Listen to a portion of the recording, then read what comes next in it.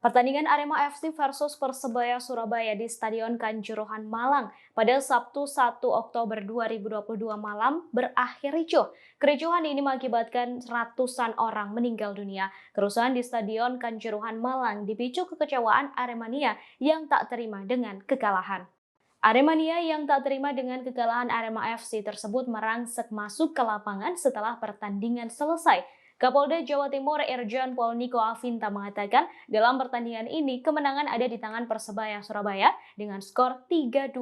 Dalam pertandingan Niko mengatakan tak ada permasalahan. Pertandingan berjalan lancar dan berlangsung dengan tertib.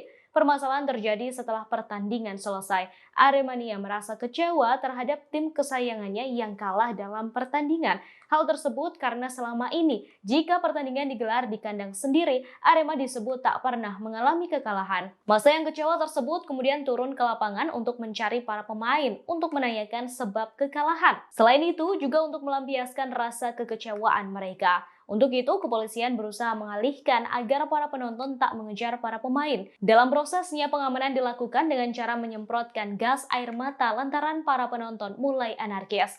Hal ini membuat para penonton berlari menuju ke satu titik pintu keluar hingga terjadi penumpukan.